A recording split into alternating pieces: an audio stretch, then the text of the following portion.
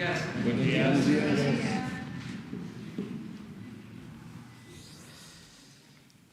Pues el día de hoy vamos a informar sobre los lamentables sucesos de la muerte, el fallecimiento de mexicanos en las balaceras de Estados Unidos, en particular lo que tiene que ver con El Paso, Texas. Va a informar sobre este tema Marcelo Ebrard, secretario de Relaciones Exteriores, y también vamos a informar sobre la próxima subasta del Instituto para devolverle al pueblo lo robado. Esta próxima subasta se va a llevar a cabo el domingo próximo. Son los dos temas y luego abrimos la sesión de preguntas y respuestas. Entonces, le pedimos a Marcelo que informe sobre el primer caso. Con su permiso, señor presidente, buenos días a todas, a todos. Como es de su conocimiento, el día de ayer, por instrucciones del señor presidente de la República, me trasladé a la ciudad de El Paso, Texas, y el informe que les puedo dar es el siguiente. En primer lugar, respecto a la atención inmediata a las familias, el consulado mexicano en El Paso estuvo en todo tiempo, sábado, domingo, lunes, el día de ayer, martes, en contacto con las familias afectadas. Tenemos desgraciadamente confirmada el fallecimiento de 8 personas, 4 mujeres y 4 hombres, originarios de la ciudad de Chihuahua, una persona, 2 de Ciudad Juárez, una de Aguascalientes, una de Torreón, otra de Yepomera, Chihuahua, otra de Zacatecas, y finalmente Ciudad Juárez. En total 3 de Ciudad Juárez, una de la ciudad de Chihuahua, otra de Yepomera, Chihuahua, y 3 de fuera de Chihuahua, que son Aguascalientes, Torreón y Zacatecas. Heridas y todavía en tratamiento, tenemos 6 y esperamos de estas 6, tenemos en terapia intensiva o en estado delicado 3 personas y 3 en situación estable y fuera de riesgo. Este fue el reporte médico que ayer me entregaron en persona.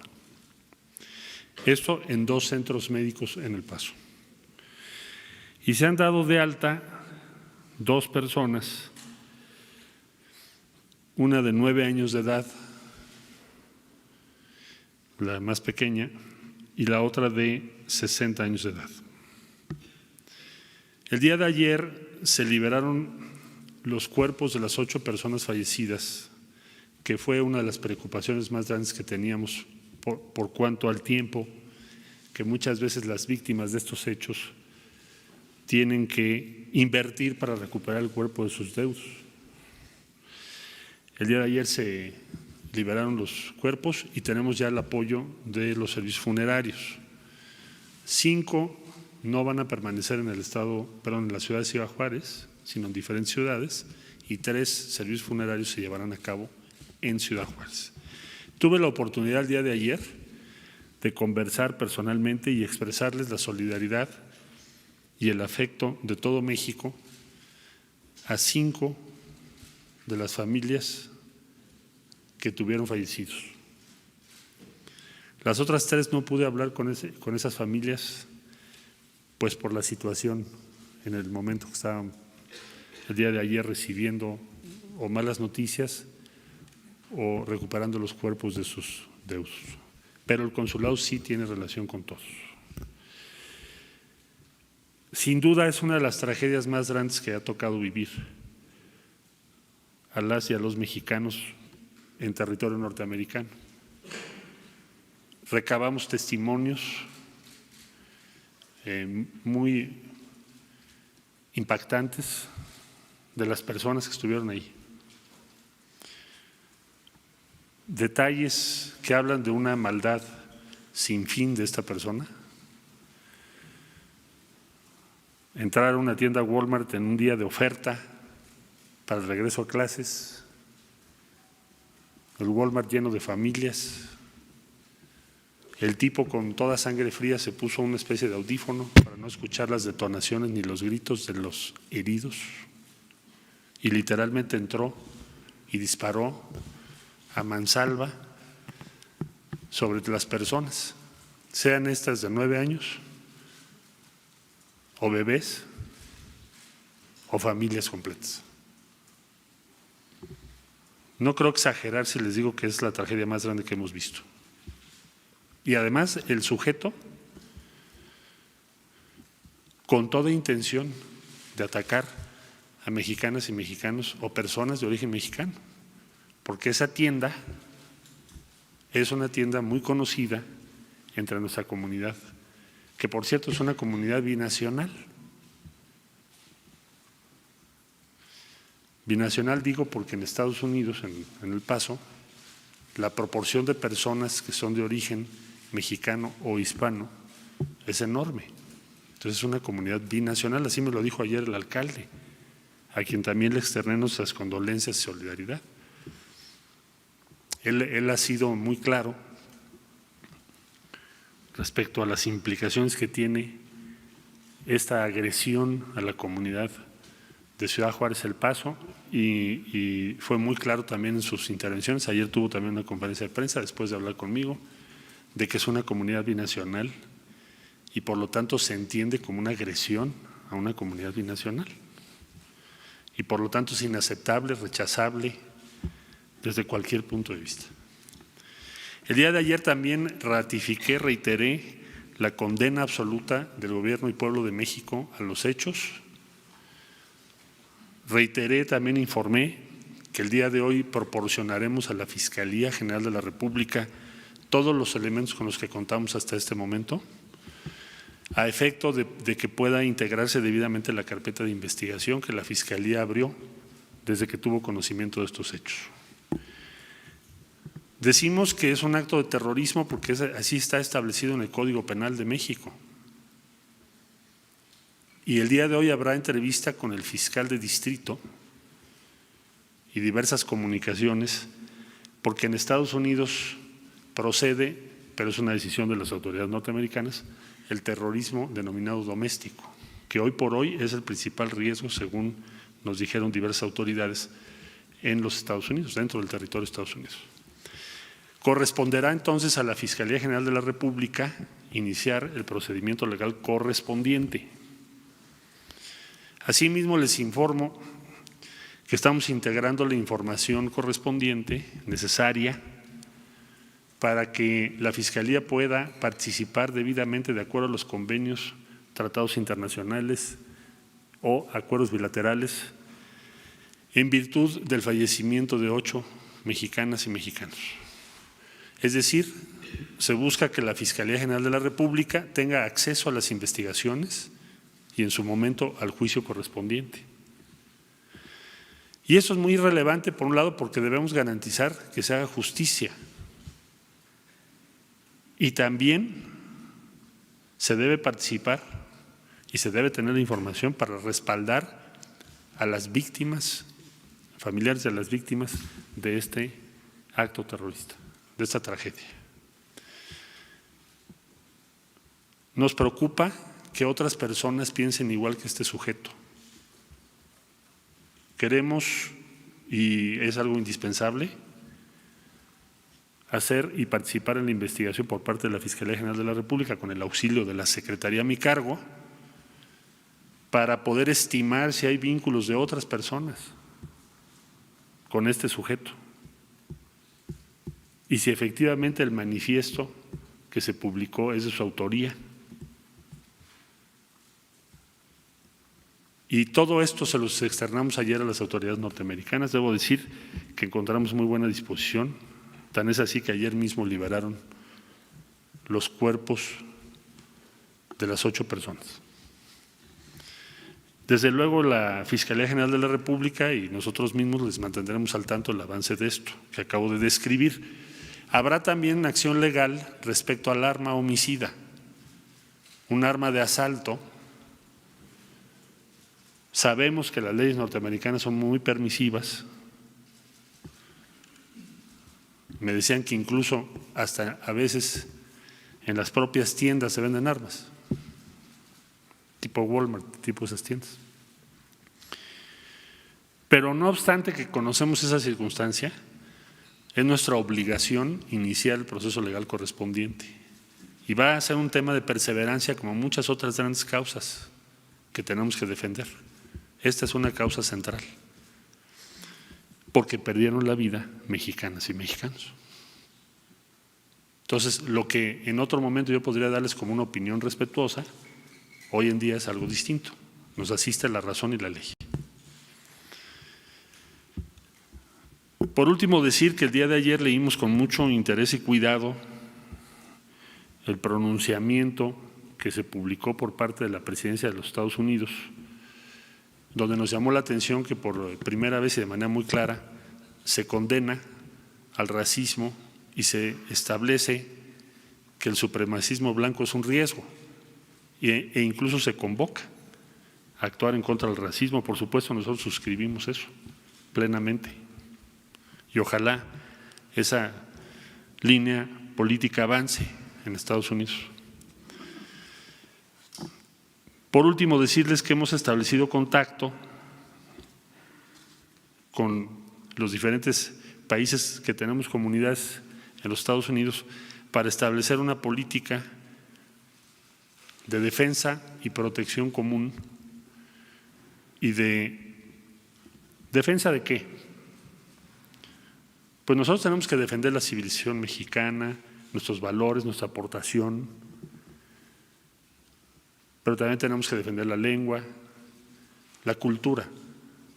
Será el propósito de este encuentro o de esta acción conjunta en los próximos meses, respetando los ámbitos legales, porque no tenemos ninguna pretensión de intervenir en la vida interna de los Estados Unidos. Bueno, esto sería el informe hasta aquí y con esto daría yo paso a lo que va a informar mi colega y después vemos preguntas.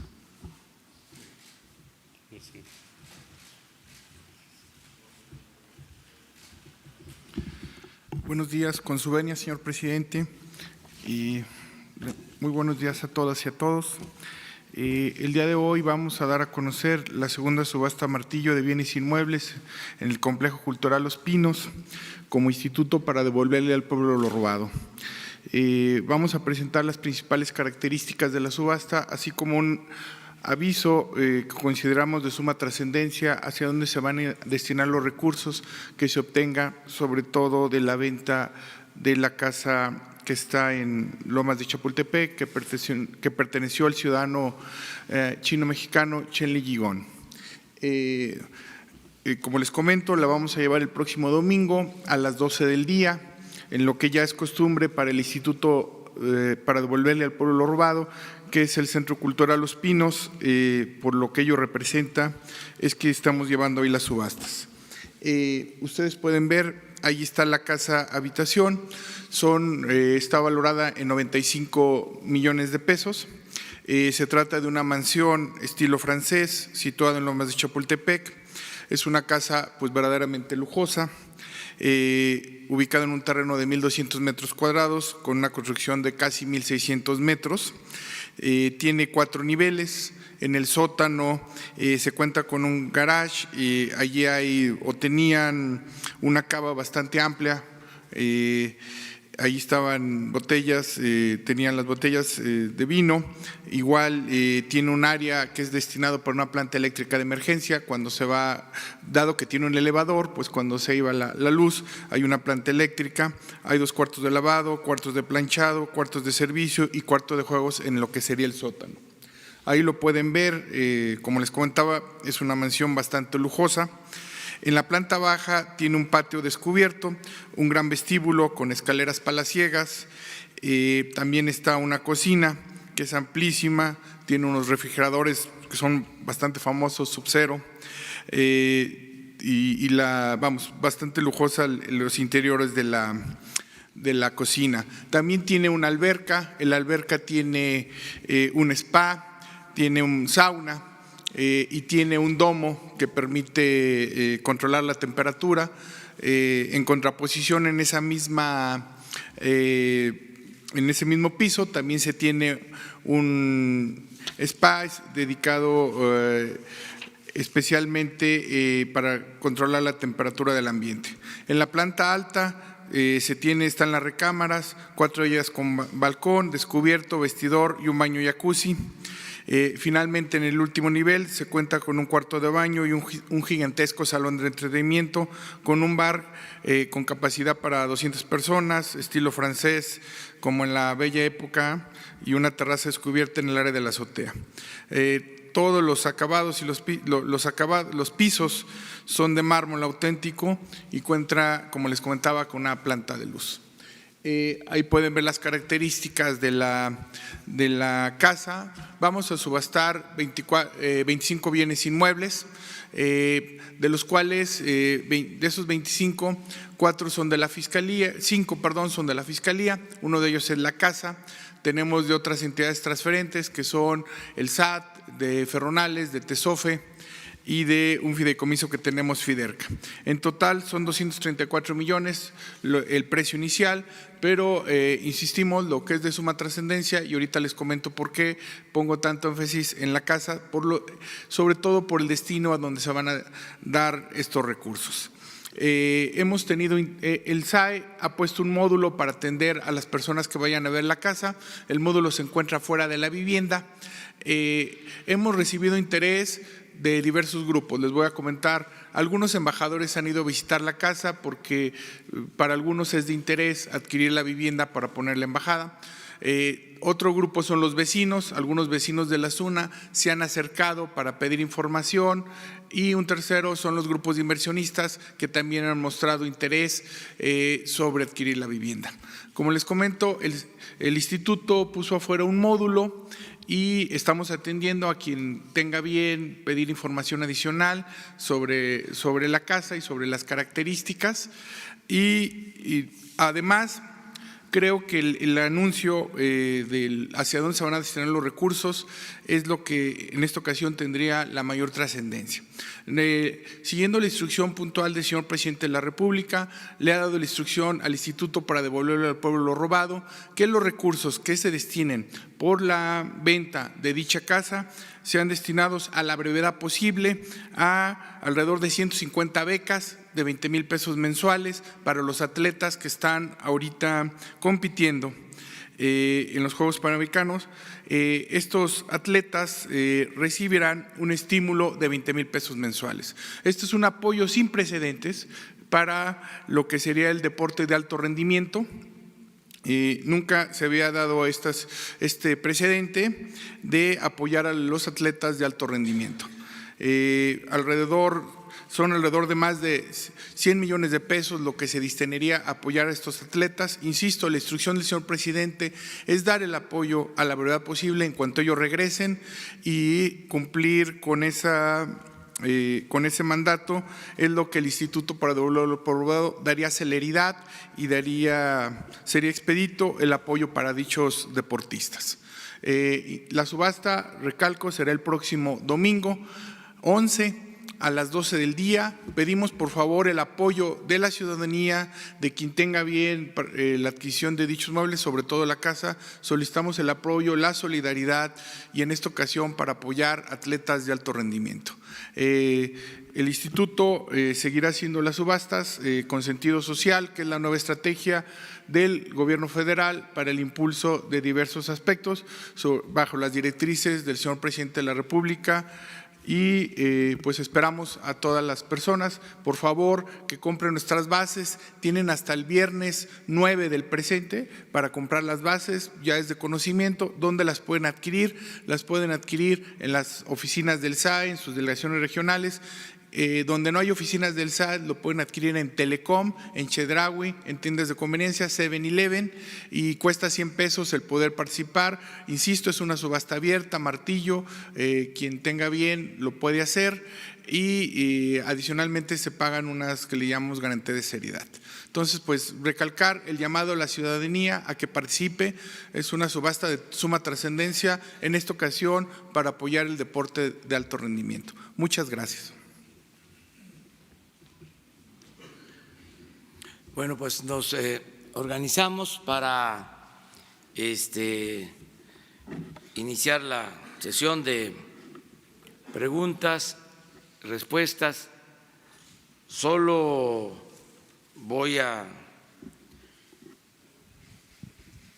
añadir lo que aquí se dio a conocer acerca de esta subasta, que es, creo, importante. Quiero hacer una convocatoria, un llamamiento a inversionistas, empresarios, a quienes participan en fundaciones, de manera especial a empresarios con dimensión social, con vocación cívica, para que participen en esta subasta, porque esta casa del ciudadano chino-mexicano está valuada en 100 millones de pesos, pero un poco menos. Pero ese es, vamos a decir, el valor mínimo, básico, es el piso. Y en la subasta siempre hay un agregado. En este caso tenemos como meta el alcanzar 150 millones de pesos por la casa. Y quiero pedir que participen empresarios con dimensión social, repito, con vocación cívica, porque estos 150 millones de pesos se van a destinar a apoyar a los deportistas que nos están representando en Perú, en los Juegos Panamericanos, que están haciendo una extraordinaria labor, una demostración de entrega.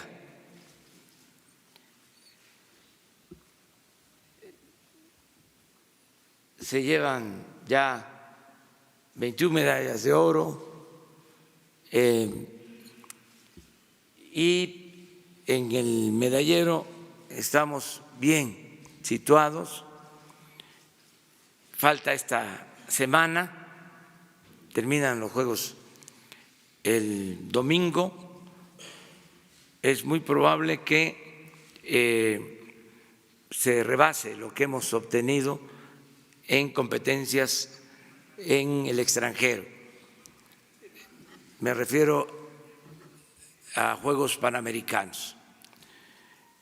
Entonces, lo que se obtenga de la venta de la casa va a ser para los deportistas, que son 544. Todos van a recibir $240,000 a razón de $20,000 mensuales durante un año. Una sola entrega. Nada de fideicomiso, nada de que se les va a administrar y se les va a entregar cada mes los $20,000. sino regresando se les va a entregar este apoyo y ellos van a saber cómo administrarlo. Son mayores de edad, son responsables.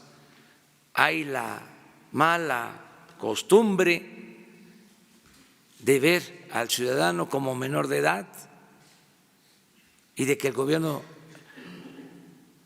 les administre sus bienes o lo que les corresponde. Y así se van creando fideicomisos, instancias gubernamentales, y al final no se entrega el recurso o se entrega con moche, con piquete de ojo. Entonces, regresando, todo lo que se obtenga por la venta de la casa, de inmediato se transfiere a los 544 deportistas, a razón de 20,000 pesos a cada uno, parejo. Y se va a dar un estímulo adicional a los que hayan obtenido medallas, un adicional de 40,000 pesos para oro, 35,000 mensual para plata y 25,000 para bronce mensual. Esto va a incrementar el presupuesto a 150 millones de pesos, que es lo que calculamos se va a obtener por la casa.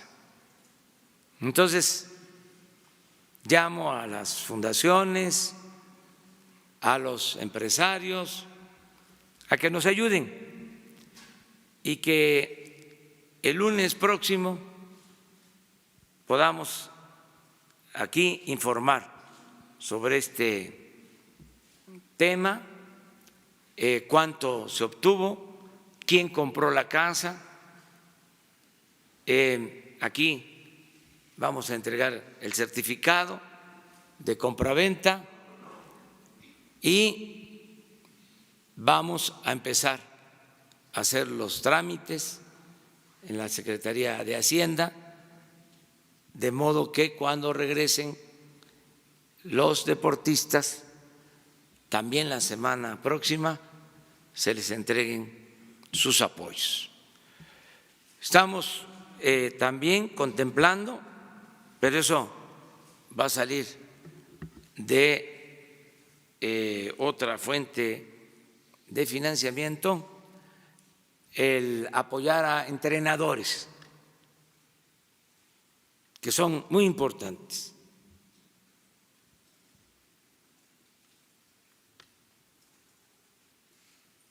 Y viene la participación de paralímpicos y va a ser lo mismo también. Entonces vamos a apoyar. Lo que buscamos es impulsar el deporte y también fortalecer la independencia de cada atleta.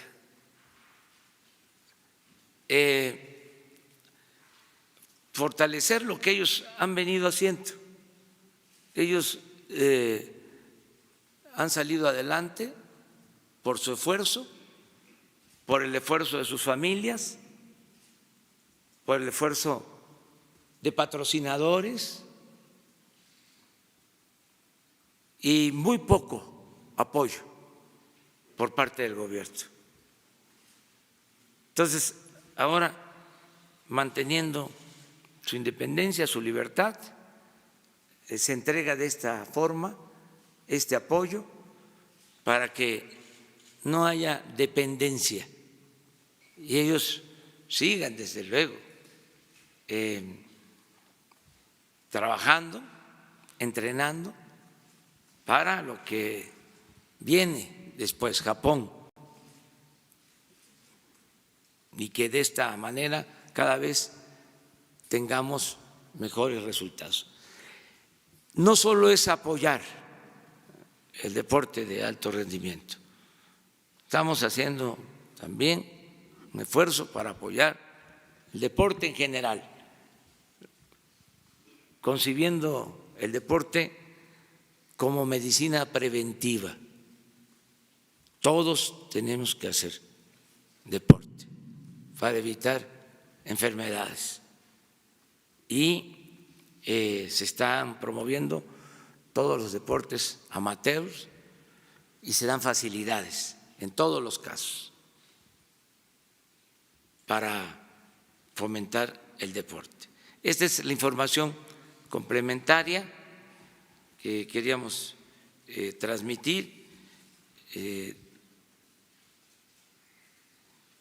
Básicamente. Entonces, ahora sí. Tú estabas muy.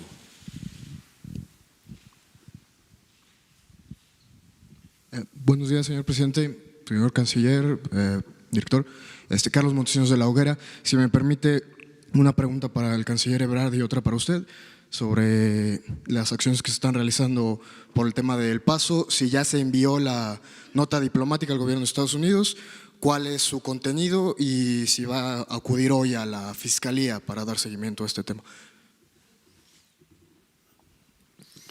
Entregaremos la nota diplomática el día de hoy, se las daremos a conocer, por supuesto, y tendremos una plática con el fiscal general el día de hoy también.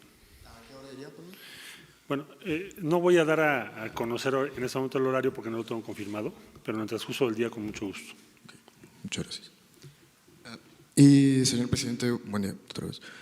Sobre lo que está comentando en este momento de la iniciativa para financiarlo a los atletas, esto es una medida para impedir actos de corrupción en las federaciones. ¿Se tienen ya los casos registrados? ¿Se tiene evidencia de esto?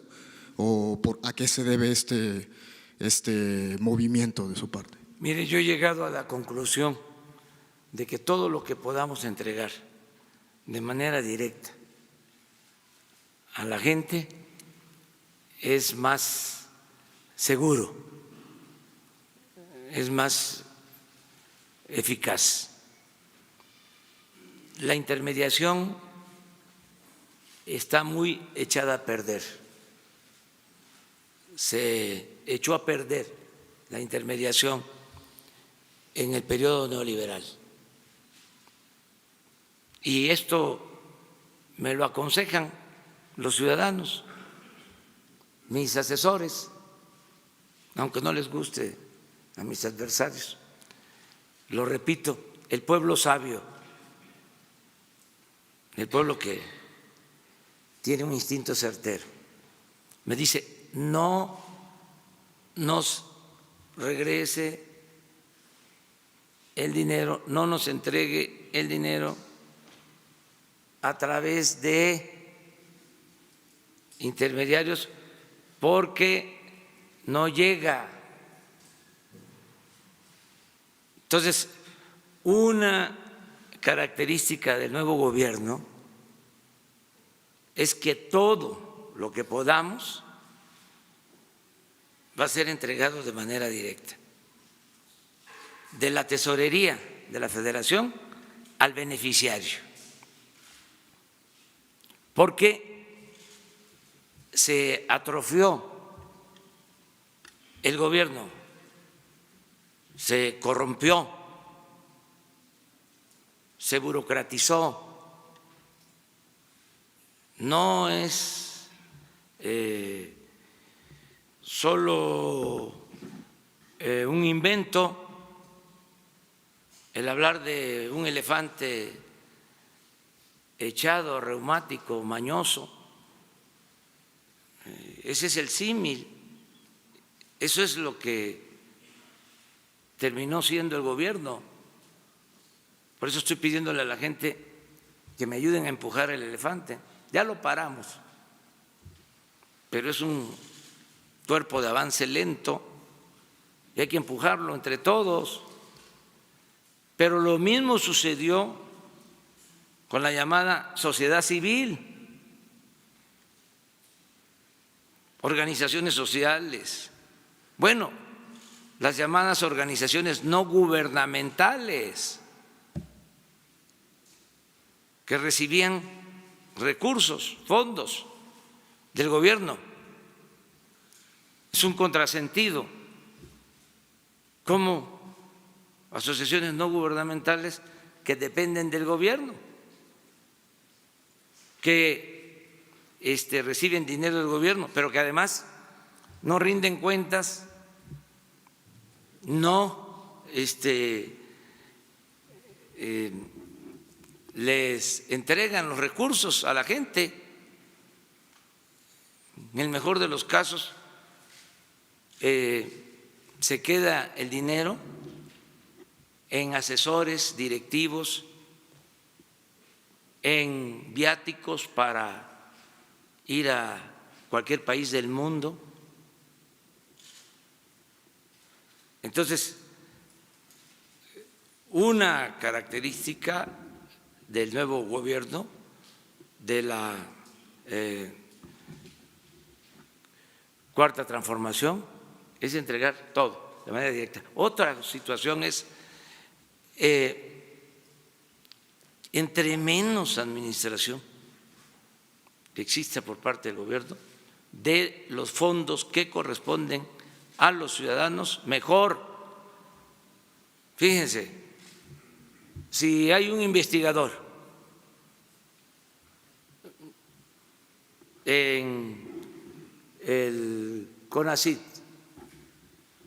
un académico de nivel de investigador, porque está haciendo un posgrado, un doctorado, un postdoctorado, y recibe una beca, pero además otros estímulos. Entonces les dicen que eso lo vamos a corregir. Estoy poniendo nada más ese ejemplo. Esto es lo que te corresponde, pero además como estímulo puedes comprar una computadora, un equipo, casi le dan la marca, y solo puedes utilizar el dinero en este concepto o para este propósito. Entonces, conozco casos donde un investigador tiene hasta 2, 3 computadoras, porque solo en eso puede ejercer su estímulo. ¿Qué hay detrás de esto? O sea, ¿por qué así? Estamos hablando de un académico, de una gente pues, responsable, preparada. ¿Por qué administrarle su compensación, su prestación? ¿Por qué no entregarle en efectivo? ¿O por qué no incorporarle a su beca el estímulo? Pero esto también sucede en el caso de la administración del gobierno. Por un lado el salario y por el otro lado las prestaciones, que para la despensa, que para los lentes, que para el uniforme. ¿Y quién administra eso? El mismo gobierno, las oficialías mayores. Bueno, ¿por qué no explorar la posibilidad de que esas prestaciones se incluyan al salario y se le entregue completo al trabajador si no es menor de edad? Por último, si utiliza el dinero para cualquier otra cosa, es su dinero y es su derecho. Es esto de lo de las becas o apoyos a los deportistas. ¿Por qué administrarlo? Ya tenemos, administralo tú. y ayúdanos. Entre menos aparatos administrativos tengamos, mejor. ¿Cuál es la práctica que imperaba? De que se compraban despensas, si se hacía una licitación era amañada y se compraban 2.000, 3.000 millones de pesos y había un moche de por medio. Entonces, ya la prestación al trabajador menguada, reducida. ¿Por qué no ir resolviendo todo esto en lo administrativo? Y pensar más en que la gente es responsable. Una cosa que es muy importante subrayar: la corrupción no se da de abajo hacia arriba, la corrupción se da de arriba hacia abajo.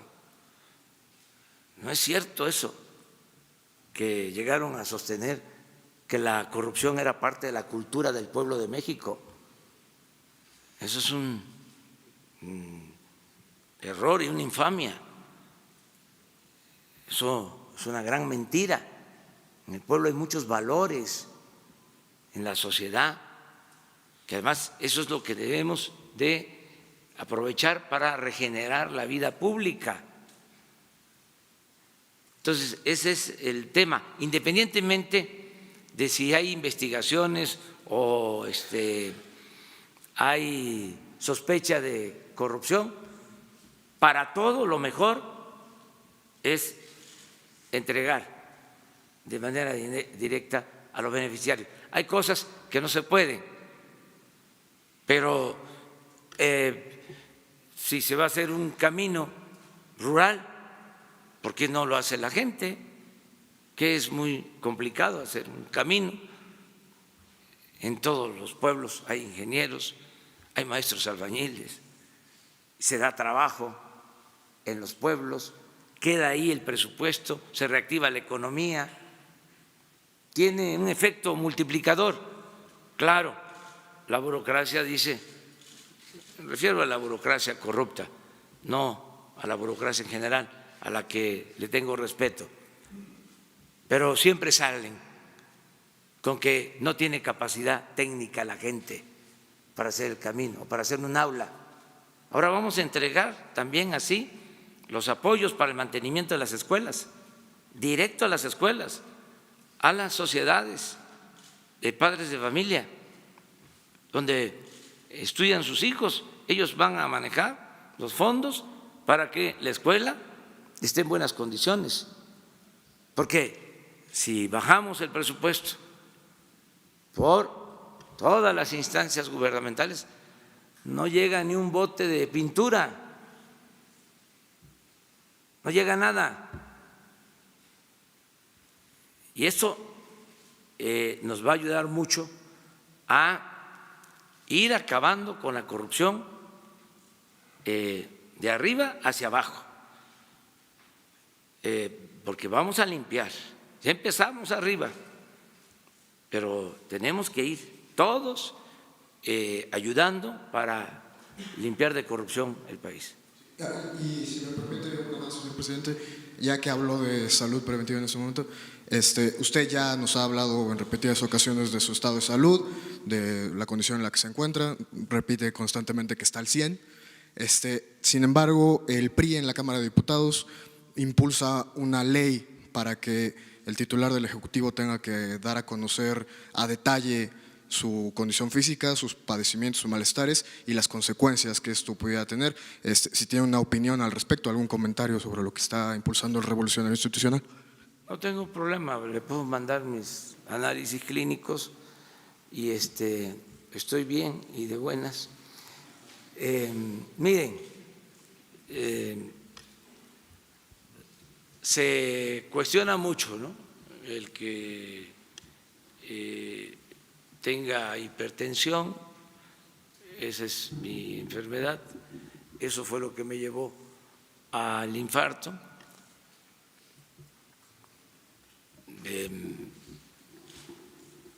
pero estoy muy bien. Agradezco a la ciencia y a la naturaleza, al Creador, de que estoy vivo y estoy perfectamente bien. Me gustaría que quienes sostienen que estoy enfermo hicieran la jornada que hice el pasado fin de semana, de visitar en 3 días 4 estados, 600 kilómetros diarios de caminos, no tan buenos caminos.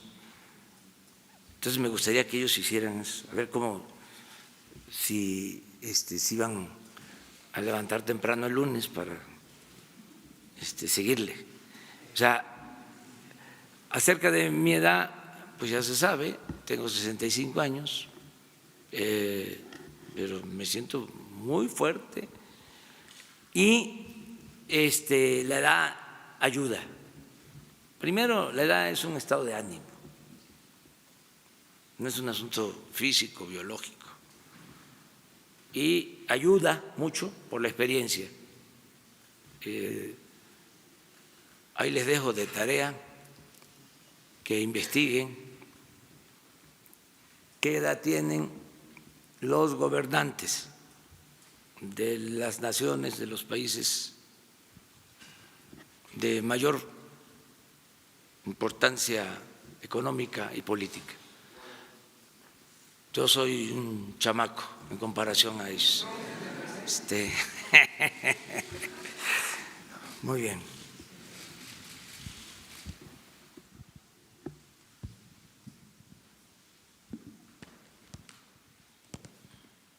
Buenos días, presidente. Shaila Rosagel, corresponsal de Grupo Gili, El Imparcial de Sonora, La Crónica y Frontera de Tijuana. Presidente, hoy se cumplen 5 años del derrame de la mina Buenavista del Cobre de 40,000 metros cúbicos en el río Sonora. ¿Cuál es su postura? ¿Qué le diría a los pobladores de Bacanuchi, Babiácora, Banamichi, Ures, Bavispe, San Felipe, Aconchi y el Molino de Camus? Usted dijo que iría a la Semarnat a realizar una revisión de la contaminación allá al río Sonora, preguntarle si hay avances de esta revisión que está haciendo la Semarnat. Y por último, respecto al río Sonora, usted comió con estos 10 hombres más importantes de negocios, entre ellos estaba Germán Larrea, preguntarle si tocaron el tema del derrame del río Sonora y si fue así, ¿qué le dijo? ¿Si acordaron algo? Esa sería la primera pregunta. Bueno, mire, estamos buscando un acuerdo de mineros con trabajadores de las empresas mineras y desde luego con ambientalistas. Se va a establecer una mesa de diálogo para tratar todos los asuntos. Ya lo informé y ya estamos hablando con todos. Y pronto se va a instalar esta mesa para atender todos los temas y buscar un acuerdo en general entre todos, porque se requiere de la conciliación. Ya he tenido acuerdos por separado con empresarios, con dirigentes y estamos avanzando en ese propósito. Eso es lo que le puedo decir a los ciudadanos de Sonora, que estamos trabajando tanto en lo que tiene que ver con lo del río Sonora como con lo de Cananea y otros temas que están pendientes, esto de Guaymas, lo que tiene que ver con minas que están paradas desde hace mucho tiempo, Tasco y otras minas queremos llegar a un acuerdo en general y desde luego el acuerdo tiene que ser a partir del respeto del medio ambiente, un equilibrio, hablar de desarrollo sustentable, que no se cierren las fuentes de trabajo, hacen falta las empresas, pero que al mismo tiempo no se destruya el territorio. No es un asunto fácil, pero podemos llegar a acuerdos. Esto consideramos nosotros que es mejor que la confrontación, que si nos vamos a pasar la vida peleándonos y no resolvemos los problemas de los trabajadores, hay muchos trabajadores que están esperando liquidaciones, muchos trabajadores que están en huelga desde hace muchos años, hay minas paradas, detenidas, que significan, en el caso de que se reinicien los trabajos, por ejemplo, en el caso de Taxco, significa pues ayudar a esa región a que se reactive la economía y ver qué sucedió con el fideicomiso del río Sonora, pero sobre todo, ¿se hicieron o no se hicieron las plantas potabilizadoras de tratamiento del agua? ¿Cómo está el agua del río Sonora? ¿Qué efectos han tenido? ¿Cómo se daña la salud o cómo se ha afectado la salud? O sea, todo esto con mucha seriedad. Esto incluye el compromiso que tenemos de sacar los cuerpos de los mineros de Pasta de Concho, en fin, todo un plan, una mesa donde queremos que estén los empresarios, que estén los trabajadores, que estén ambientalistas y, desde luego, todas las instituciones del gobierno federal, todas las dependencias. Ya estamos trabajando en eso, eso es lo que puedo informar. ¿Los pobladores de estos pueblos que le comenté estarían también llamados a esta mesa? Sí, todos los que necesiten ser consultados y que participen, buscando mediante el diálogo, por el camino de la concordia, un acuerdo general, todo lo que tiene que ver con la minería. Está claro de que ya no es lo mismo, ya no se van a entregar concesiones a diestra y siniestra como se hicieron, como se hizo en el periodo neoliberal. Eso ya no. O sea, yo les comentaba que el general Cárdenas le entregó 18 millones de hectáreas a 1 millón de familias campesinas. 18 millones de hectáreas. Fue el reparto agrario del cardenismo. En aquel entonces, para beneficio de 1 millón de familias campesinas. Felipe Calderón entregó 26 millones de hectáreas para la explotación minera a empresas particulares, nacionales y extranjeras. ¿Y cuánto de esa superficie? Estoy hablando de un sexenio nada más. En total entregaron como 40 millones de hectáreas del territorio nacional. Pero ¿cuánto en realidad están explotando? Nada, muy poco. 40 millones de hectáreas para la explotación minera, pues no se las acaban ni en 1000 generaciones. ¿Por qué tanto? por la especulación, por tener los títulos y negociar en el mercado financiero. Es un poco lo que sucedía a mediados del siglo XIX con las tierras de manos muertas, porque además los derechos que pagan son muy pocos. Antes, hasta hace 4 años, no pagaban ni siquiera impuesto por la extracción del mineral. Algo increíble. Por nuestro movimiento, no es para presumir, porque no estamos haciendo las cosas a partir de que llegamos aquí. Lo que resiste apoya. Por nuestro movimiento se logró que pagaran impuestos las mineras, no igual que como pagan en Canadá, pero ya tienen que pagar impuestos, porque desde Salinas se les condonaba el impuesto a la extracción de mineral, algo que no sucedía en ninguna parte del mundo.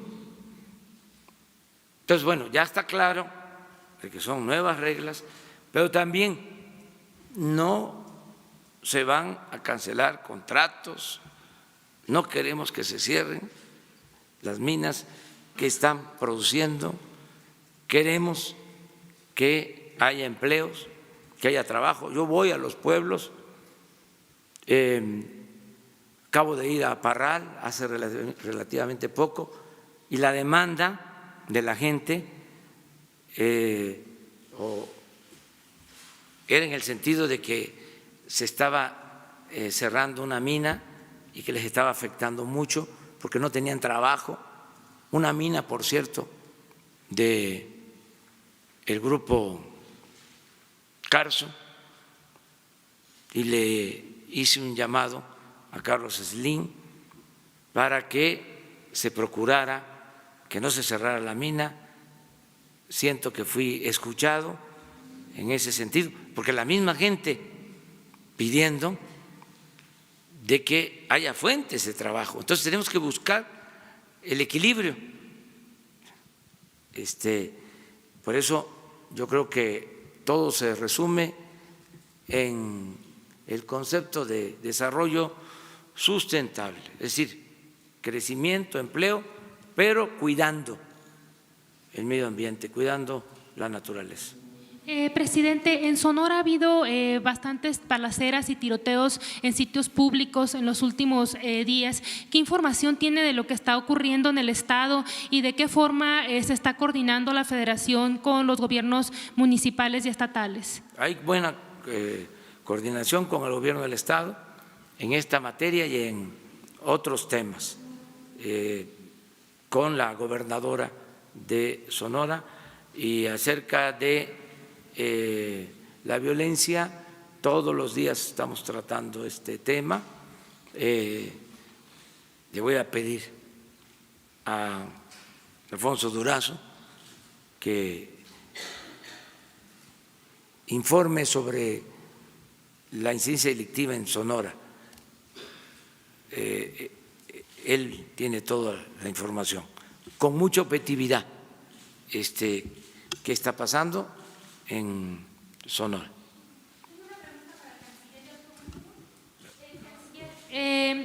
Con lo ocurrido el sábado en Texas, endurecerá el gobierno la postura en el marco de las negociaciones con Estados Unidos en el tema migratorio, es decir, la exigencia de que Estados Unidos deje su discurso de odio en contra de los migrantes y de los mexicanos, no solo pedirlo en una nota diplomática, sino que sea parte de las negociaciones que están en marcha, que Estados Unidos modifique su discurso de odio que está costando vidas a mexicanos. Gracias.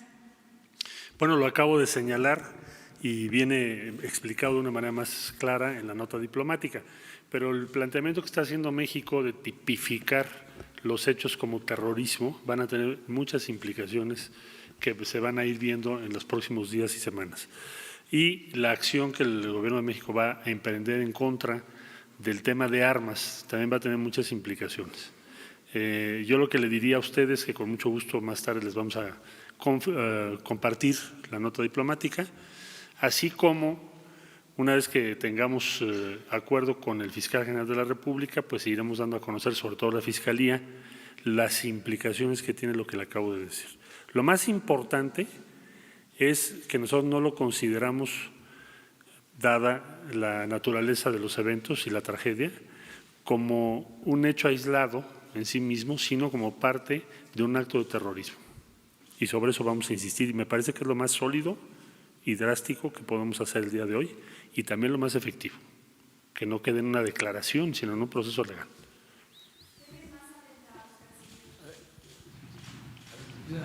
¿Mande usted? Gracias. Sara González, de Grupo Imagen. ¿Temen más atentados en Estados Unidos en contra de mexicanos? Bueno, precisamente por eso queremos participar en la investigación, porque decía el director del FBI en una comparecencia reciente, que por cierto tenemos la versión completa, que él considera o consideraba en ese momento, no sé si en ese momento lo mantenga, yo creo que sí, que el principal riesgo para ciudadanos norteamericanos y ciudadanos, en este caso mexicanos o de otras nacionalidades de origen de lo que ellos denominan hispanos en Estados Unidos, son los supremacistas blancos y su red en Estados Unidos. Eso lo dijo el director del FBI ante el Congreso. Y por esa razón, México está considerando este acto como un acto de terrorismo y queremos participar en las investigaciones para conocer quiénes más pudieran estar involucrados, precisamente para que debe ser la principal preocupación que tengamos, tratar de coadyuvar a evitar cualquier otro evento de esta naturaleza en los Estados Unidos. ¿Es posible que exista una red? Bueno, le pregunto. Siempre hay la posibilidad. En este caso en particular no se ha confirmado que hayan participado otras personas, pero de que hay una red de supremacistas blancos, claro que sí. Tienen sus sitios de internet, hay toda una red, lo describe el propio director del FBI y con mucho gusto les puedo compartir esa información. Gracias. ¿Sí? ¿Usted? ¿Sí? Es una pregunta para el presidente. ¿Sí está bien? Señor presidente, David Noriega, Vice News, aquí desde Los Ángeles. Una pregunta sobre el tema migratorio. Usted ha dicho en varias ocasiones que quiere evitar otra tragedia como la masacre de 72 migrantes en Tamaulipas en 2010. Sin embargo, el enfoque en una estrategia militar y policial para contener los flujos migratorios suele empujar a los migrantes a las rutas clandestinas controladas por elementos criminales. ¿No teme usted que sus nuevas políticas migratorias, instituidas bajo presión de Estados Unidos, puedan causar los mismos atropellos que dice querer evitar? No, y no lo deseo. A lo mejor nuestros adversarios quisieran eso, pero nosotros estamos procurando resolver el fenómeno migratorio, primero atendiendo las causas, que haya trabajo en los lugares de origen de los migrantes, que la gente no se vea obligada a emigrar. Eso es lo que estamos haciendo. Y protegiendo a los migrantes, cuidándolos, que no se violen sus derechos humanos, muy contrario, por ejemplo, a ese punto de vista, es lo que sostenemos de que para nosotros es mucho mejor lograr la regularización de la entrada de migrantes a México en la frontera sur, porque hay menos riesgos, porque hay menos bandas del crimen organizado. No quiere decir que no haya violencia, pero no es lo mismo la frontera de Campeche, de Tabasco, de Chiapas, que la frontera en Tamaulipas, en Coahuila, en Chihuahua, en Baja California. Entonces, estamos atendiendo las dos fronteras. Tengo el informe de que muchos migrantes están siendo atendidos y se están incorporando a las actividades productivas en México, tanto en el sur como en el norte, y cuidarlos, protegerlos. Hemos tenido, afortunadamente, muy pocas desgracias que lamentar. Estamos hablando de un incremento en el flujo migratorio como nunca se había visto en los últimos tiempos. Yo quisiera que se analizara el problema en su conjunto y de manera estructural, de fondo, que incluso las organizaciones no gubernamentales, los que defienden a migrantes, los que defienden los derechos humanos, tuviesen una visión integral, análisis de las causas. Quisiera yo que estas organizaciones iniciaran condenando el modelo neoliberal, condenando la política de pillaje, condenando el abandono del pueblo, analizando lo que está sucediendo en Centroamérica. ¿Cuántos estudios hay sobre la realidad de Centroamérica? ¿Qué se conoce sobre lo que está sucediendo en Honduras? La gravedad de la crisis centroamericana. ¿Se habla acaso de que la mitad de los migrantes son hondureños? Y se preguntan del por qué. ¿Se atiende eso? Entonces, sí me gustaría que se fuese al fondo del asunto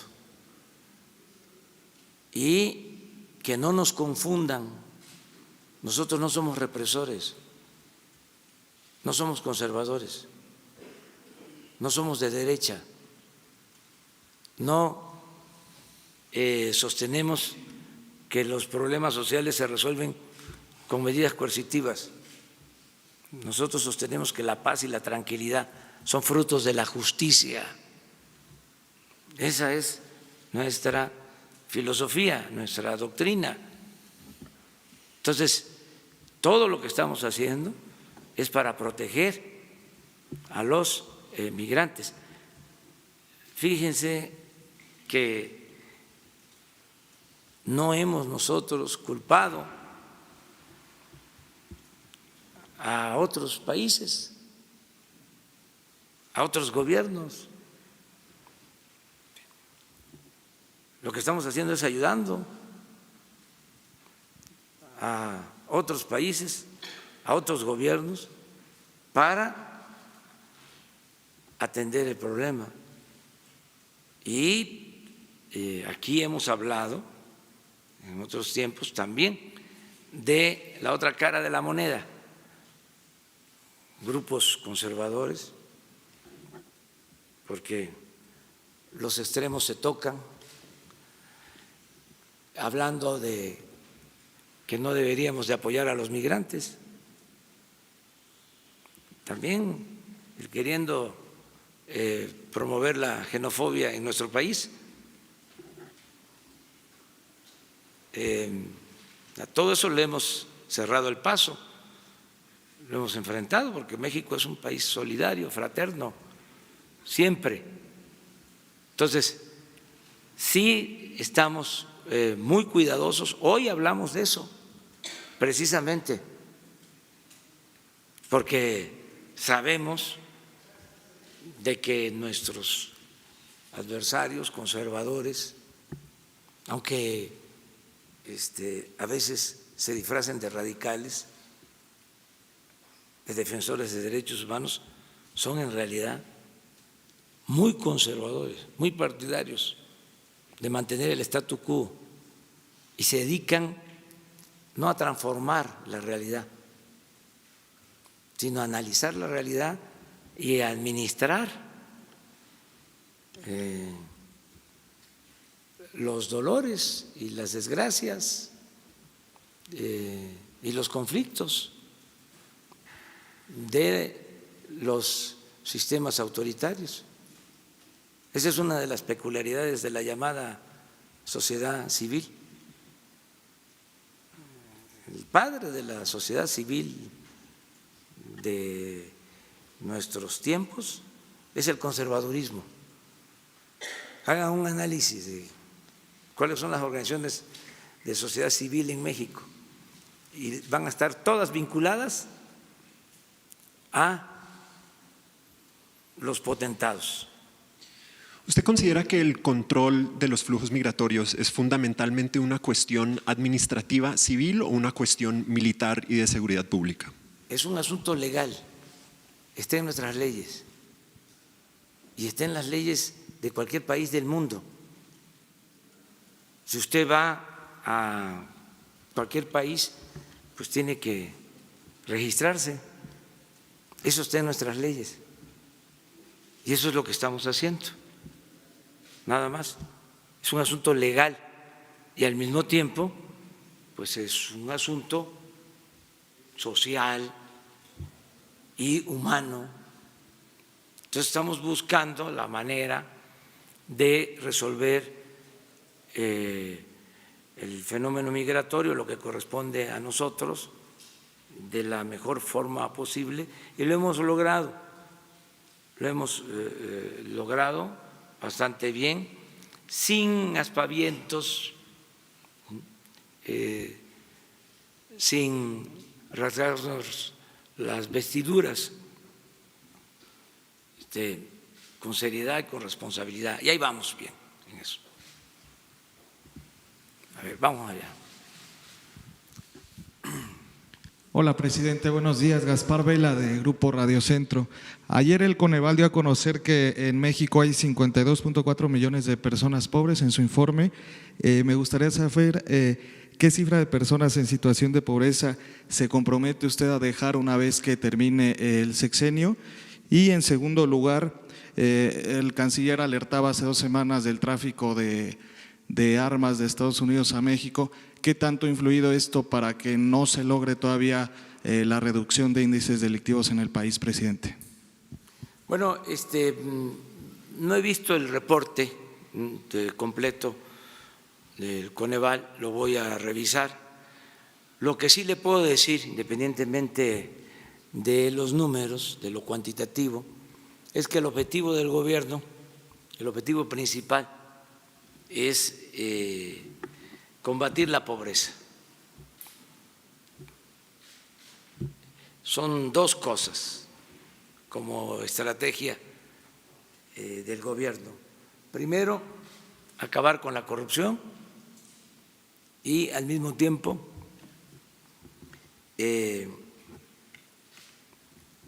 sacar de la pobreza a nuestro pueblo. Y están relacionadas las 2 cosas, porque hay pobreza por la corrupción. La corrupción política es la causa principal de la desigualdad económica y social de México. Por eso estoy escribiendo el libro de la economía moral. Esto no lo entienden los tecnócratas.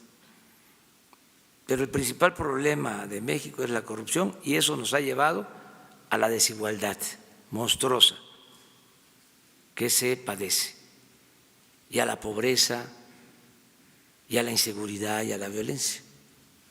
Por eso la insistencia en acabar con la corrupción, que por cierto ya no le voy a llamar así al libro, no sabía yo, ya ven que las ideas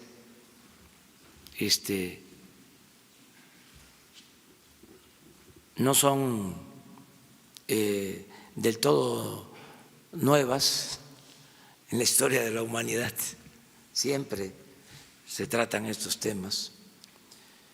Y me encontré ayer, supe ayer, de un libro que se llama así, Economía Moral, de un economista estadounidense, muy buen libro.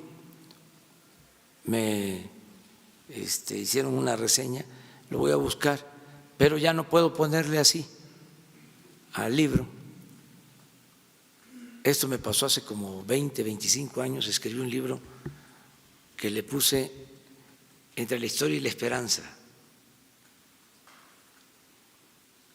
Además que ahí fue distinto. Luego el que fue presidente de Estados Unidos, el presidente Clinton, hizo un libro después que le llamó Entre la esperanza y la historia.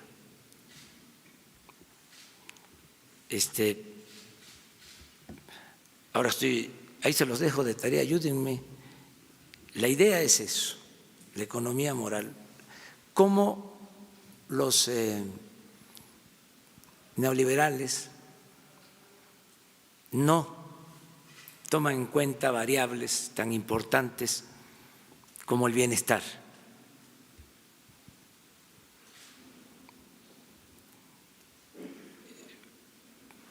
Entonces, ¿cómo no toman en cuenta? Nunca les importó a los neoliberales el problema de la corrupción. ¿O ustedes se enteraron de que era para ellos un problema la corrupción en México?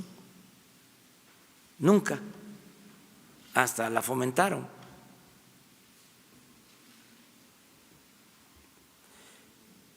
Entonces, estoy pensando ahora en el nuevo nombre. Me está gustando el ponerle la moralización de la economía. Puede estar bien. O no ponerlo en negativo, porque lo otro podría ser la economía inmoral. Ese es otro asunto, pero eso es ponerlo en negativo. Es más en positivo. Lo que estamos haciendo, lo que es el modelo nuestro, cómo sin corrupción, sin gastos superfluos, con un auténtico Estado de Derecho, con legalidad, con fraternidad, se puede lograr una sociedad mejor. Ese es el modelo nuestro. Entonces, en eso estamos. Lo otro… ¿Pero alguna cifra de reducción, algún porcentaje de reducción de pobreza no daría? No tiene sentido eso. Vamos a esperarnos. Lo que sí les puedo decir es que, y eso lo puedo probar, nunca los pobres habían recibido tanto como ahora.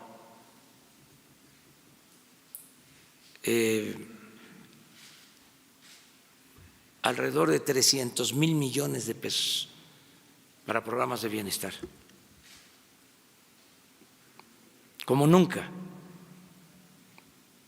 Entonces, esto tiene que dar buenos resultados. Como nunca, aunque no les guste a nuestros adversarios, aumentó el salario mínimo este año. Que se hablaba yo de que el promedio de salario de los registrados en el Seguro Social está arriba y es superior al promedio de otros años, el salario promedio. Y otros datos, porque los nostálgicos del neoliberalismo siguen hablando del crecimiento escaso, limitado, nada más ven eso, no ven otras cosas. Fíjense ahora que hay estas diferencias, estas disputas en lo arancelario, en lo comercial, entre las dos grandes economías, Estados Unidos y China, que representan como el 35% de la economía mundial y se están acariciando, se están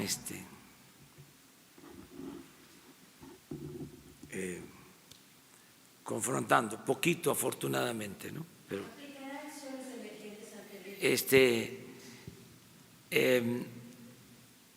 nuestro peso,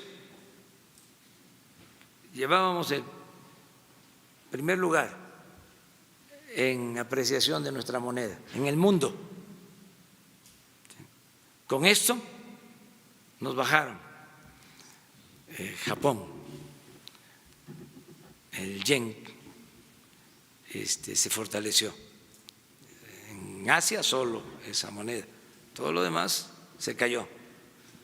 Quedamos nosotros en segundo sitio, todavía en segundo sitio.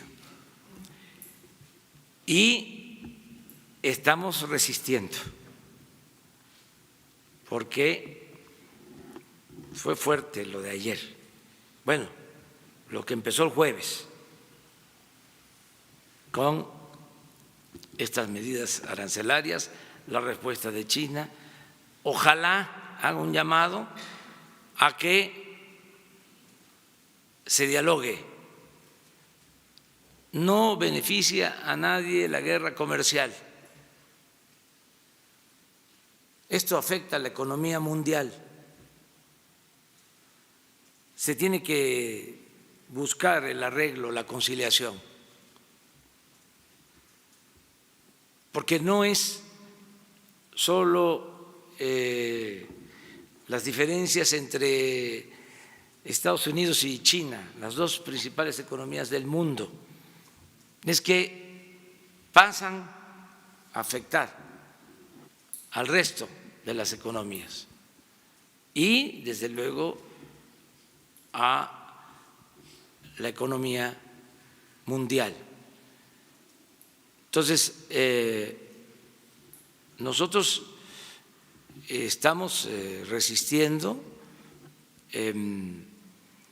y esperemos que pronto se convoque para que haya un acuerdo en toda la política arancelaria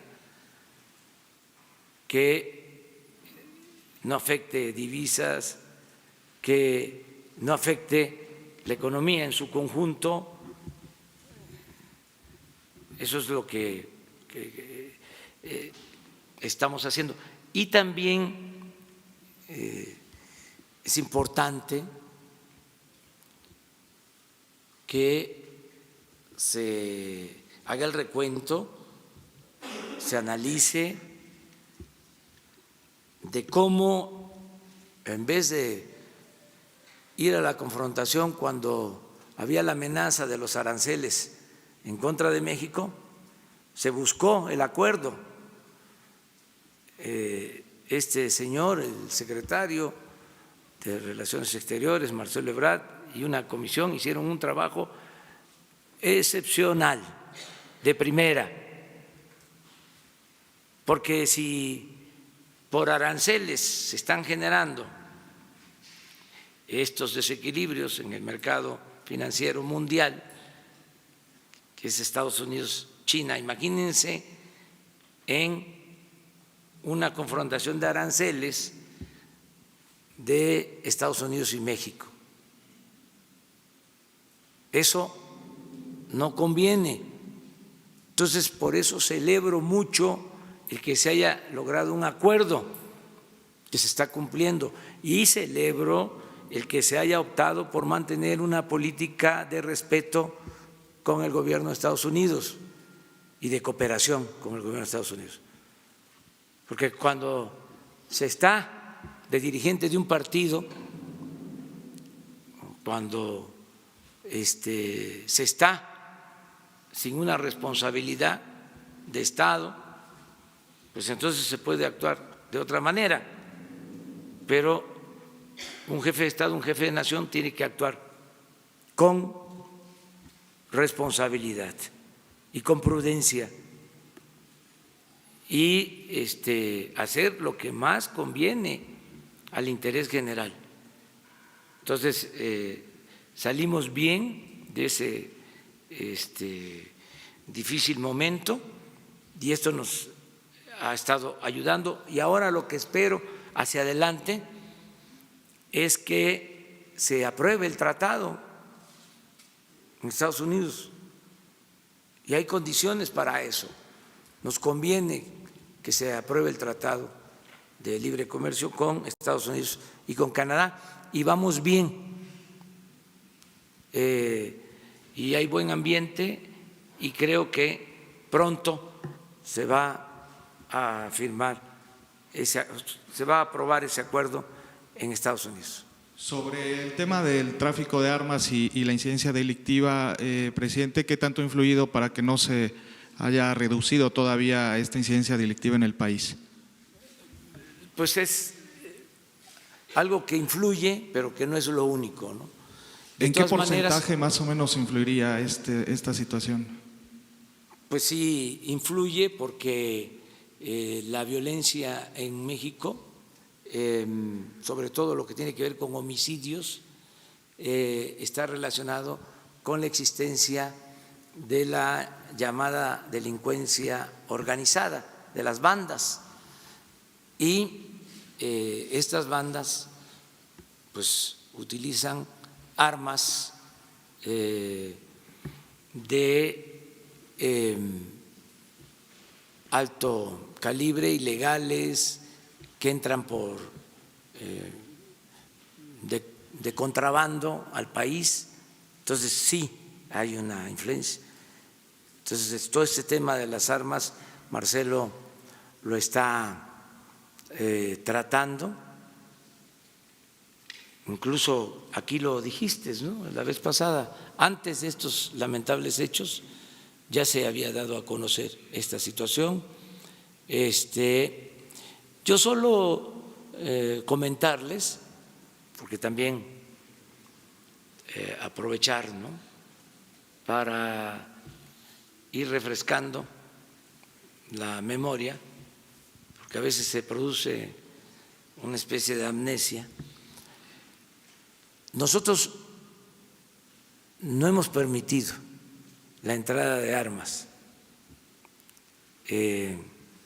no hemos dado consentimiento para que entren armas, no aceptamos ningún operativo que implique la entrada de armas de Estados Unidos a México, como sucedió en los tiempos del neoliberalismo, con el antiguo régimen, con los gobiernos anteriores. Eso no.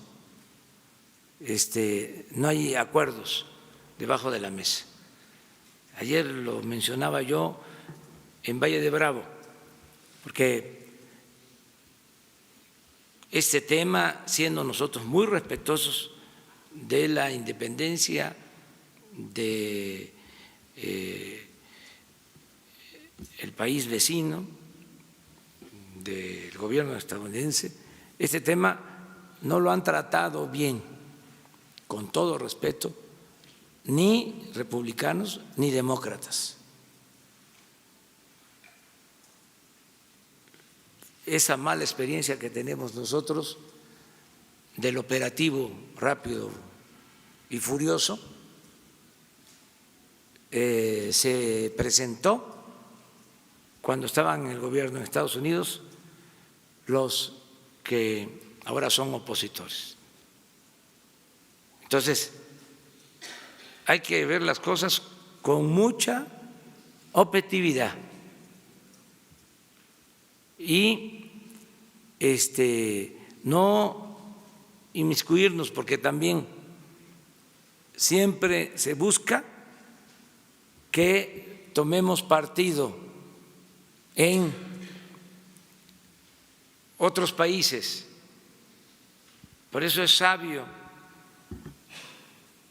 lo que decía el presidente Juárez, que todavía gobierna con su ejemplo. El respeto al derecho ajeno es la paz y la no intervención, la autodeterminación de los pueblos. Que a veces se critica que por qué no nos metemos a opinar sobre otros países, a condenar lo que sucede en otros países. Pues es una política que está definida en nuestra Constitución y que ha resultado eficaz y además está pegada a principios históricos. Entonces, el caso de las armas, Marcelo puede tratar el asunto. Con su permiso, señor presidente. Bueno, como ustedes saben, le planteamos al secretario de Estado la preocupación de México respecto a las armas y se acordó que habría una operación por parte de las autoridades norteamericanas en el territorio de Estados Unidos y de las autoridades mexicanas en nuestro territorio en 5 puntos de la frontera. Tijuana, que vendría siendo Tijuana-San Diego, desde luego Ciudad Juárez El Paso, desde luego Reynosa, Matamoros y Laredo y Nuevo Laredo.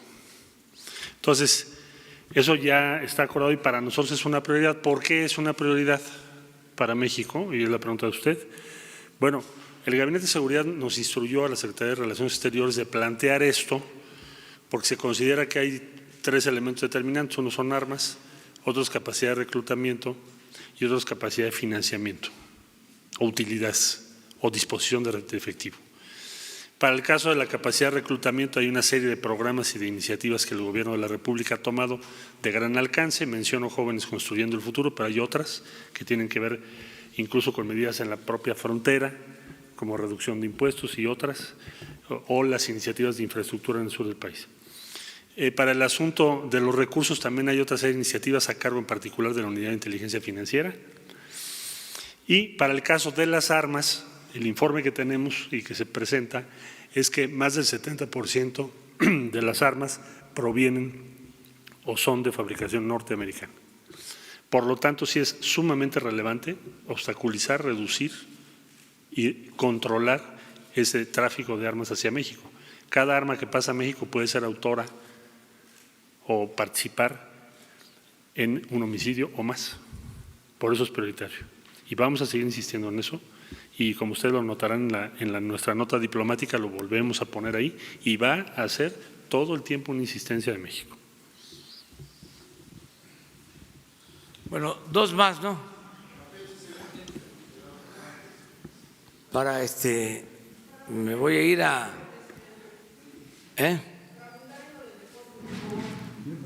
A ver, vamos a lo del deporte. Lo del deporte, ¿quién dijo? A ver, adelante. Gracias, buenos días a todos.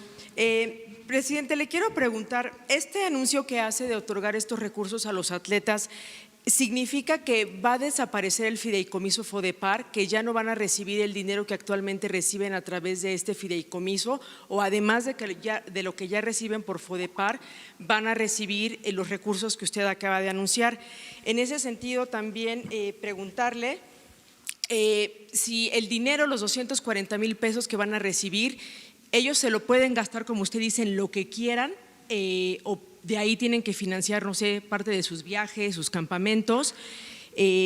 Relacionado con esto también, va a haber ampliación presupuestal para la CONADE. La directora decía que ya agotó los recursos, que ya no tiene para operar el resto del año. Entonces, más allá de que los muchachos puedan tener becas y dinero para lo que ellos necesiten, se necesitan otros recursos, o quién va a pagar los viajes, los campamentos, la preparación.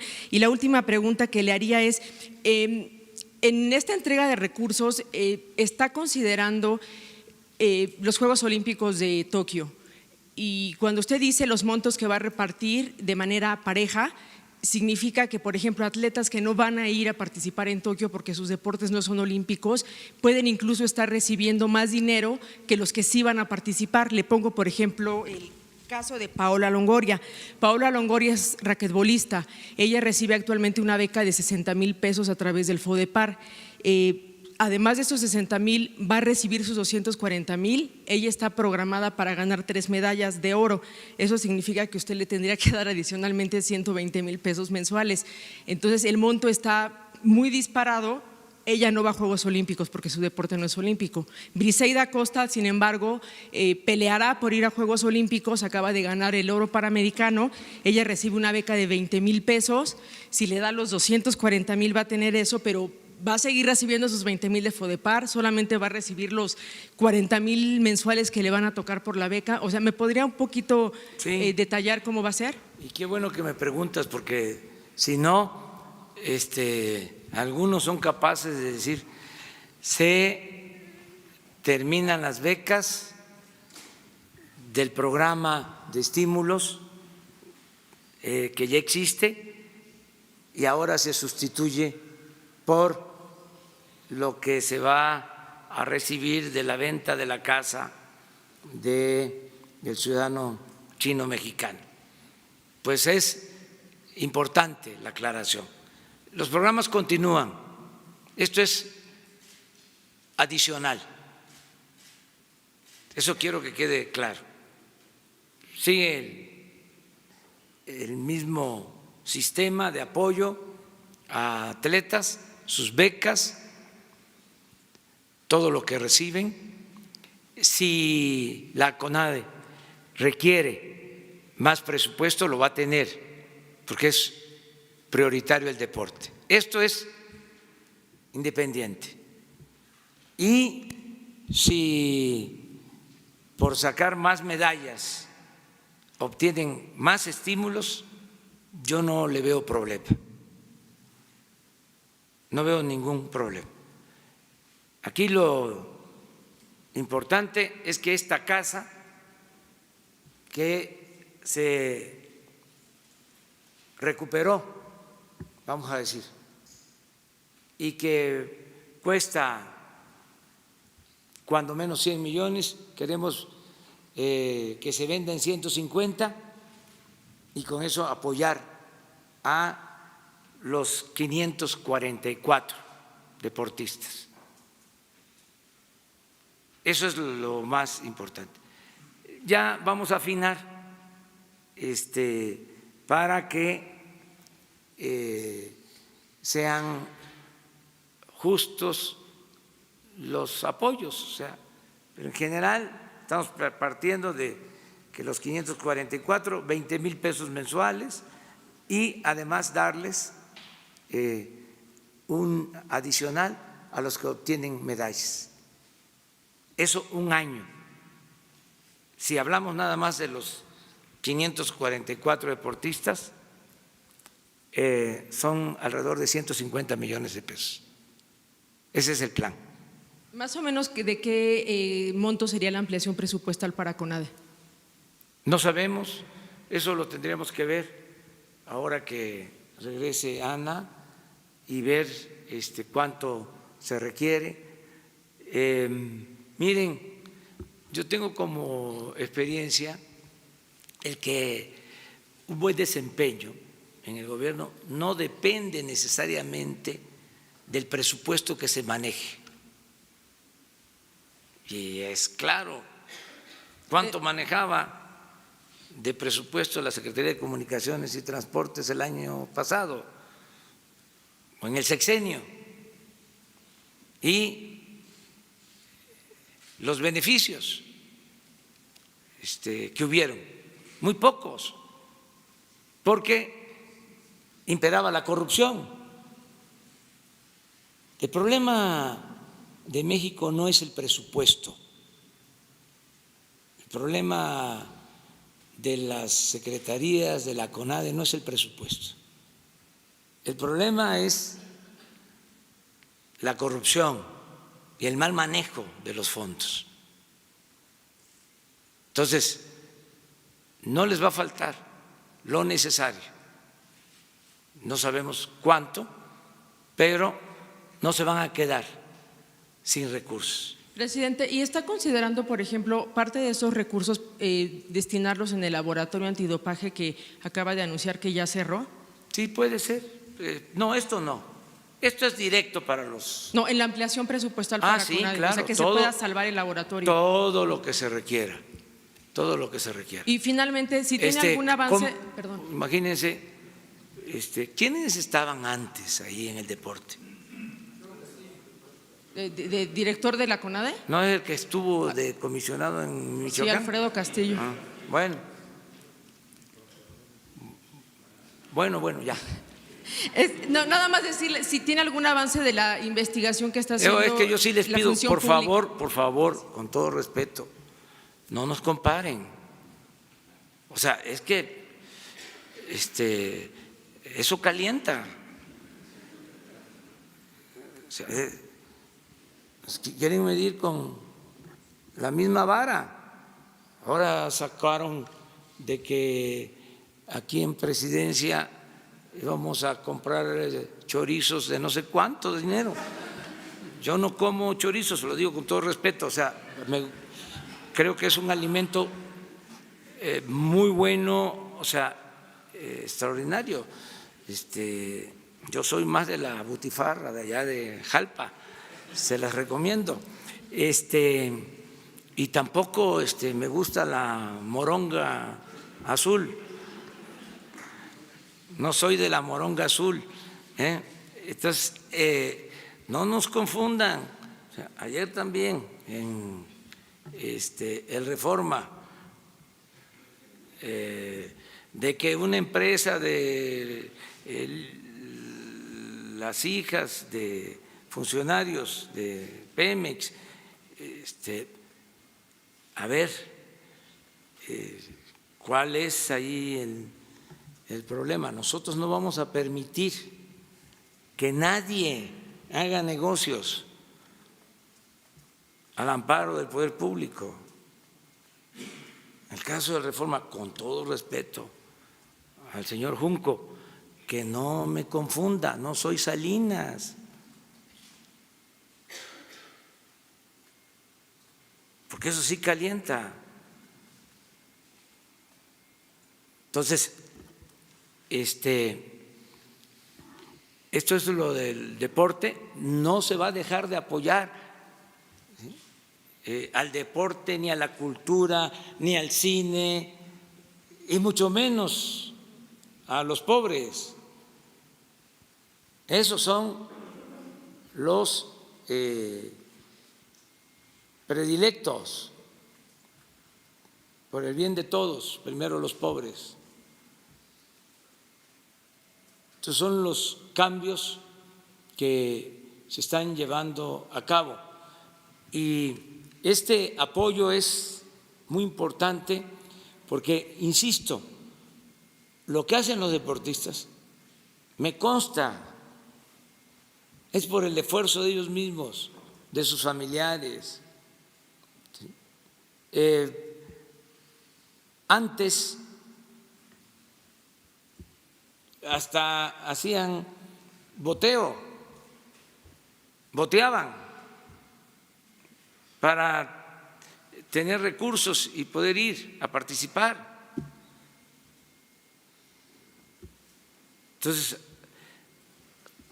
ahora se les va a dar este apoyo y lo más importante es que ojalá y una empresa nos ayude y compre la casa. Además, no vale 100 millones como está evaluada, vale más. O sea, está situada donde se considera que hay más valor por metro cuadrado. Es una de las zonas más exclusivas de México, donde está ubicada la casa. Son 100 millones, es el avalúo de inicio, pero en la subasta, en todo lo que hemos subastado, siempre es 25, 50% más. En este caso, lo que queremos es que lleguemos a los 150, que con eso nos alcanza para estos estímulos a todos los deportistas. Y a lo mejor participan, puede ser que ya desde ahora que nos están escuchando ya están pensando de que nos van a ayudar, y vamos a dar a conocer también aquí quién compró la casa, porque aparte de que es un bien público, pues también va a tener un precio adicional por la participación de quien la adquiera, y para beneficio del deporte, para algo bueno, pues. ¿Sí? Ese es el. Terminamos. Las casas. Presidente, acá. Todavía no da aquí. ¿Yo? Vamos a dejarla, mire, al decano, a Reyes Razo. Ya. Muchas gracias. Muchas gracias, señor presidente. Ciertamente la actitud de su gobierno frente a los norteamericanos, frente al señor Trump, ha sido en pos de la conciliación y en pos del trato dialogado, terso, lo más suave posible. Pero ya José Rogelio Álvarez, el creador de la Enciclopedia de México, notable intelectual jalisciense, académico de la lengua, señalaba que México tiene dos grandes problemas en su historia: la Iglesia y los Estados Unidos de América, y que muy poco atención se presta a semejantes temas, incidiendo tanto como lo hacen en la vida nacional. Pero aparte de José Rogelio Álvarez, un embajador emérito, más de 40 años en el Servicio Exterior mexicano, asesor, por cierto, actual del canciller Ebrard, tal como la ley lo indica, pide, solicita o sugiere que tengamos una actitud más firme, una actitud hasta de aguantar vara, si es posible el propio término, así lo empleó el embajador emérito Sergio González Gálvez, con más de 40 años en el Servicio Exterior, subsecretario de Relaciones Exteriores, de que si acaso hubieran venido los aranceles, hubiera tenido que aguantar vara, y que se debía tener y privilegiar en relaciones exteriores al personal más entrenado para saber lidiar con la diplomacia y los intereses norteamericanos. También elogia de paso el propio embajador emérito González Gálvez que se dé tan buen tratamiento jurídico al aspecto jurídico de relaciones exteriores, que ha brillado como lo hizo en la reciente pugna cuando la amenaza de los aranceles. Es posible ser más firme, más consistente, algo que llegue al corazón mismo nuestro, y decir, nos estamos poniendo al tú por tú con los norteamericanos hasta donde se puede. Gracias, señor presidente. Gracias, sí, canciller. Pues sí, todo lo firme que sea necesario, y también todo lo prudente que exigen las circunstancias. Nosotros queremos mantener una muy buena relación con el gobierno de Estados Unidos y al mismo tiempo mantener nuestra independencia, seguir actuando como un país libre y soberano, no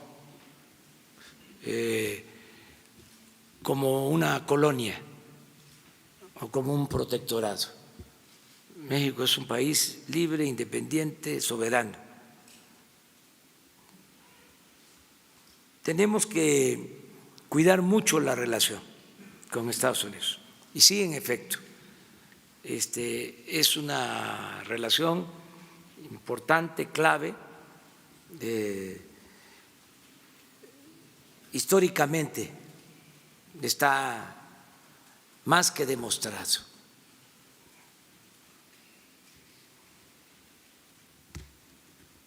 Y estamos ahora teniendo mucho cuidado con eso y siento que vamos bien en esa relación. Lamentamos muchísimo el que se presenten estos hechos en los que pierden la vida mexicanos y estadounidenses también. Pero no tenemos ningún problema de conciencia,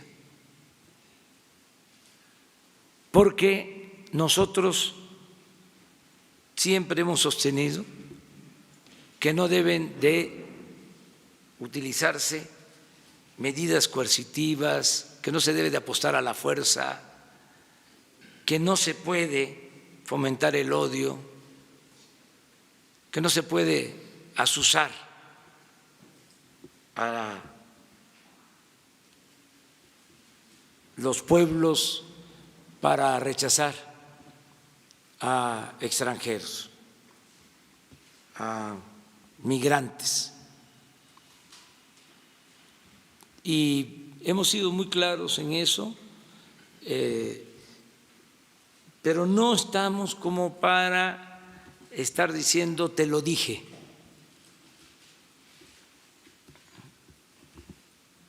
Son de esos casos en los que duele tener la razón.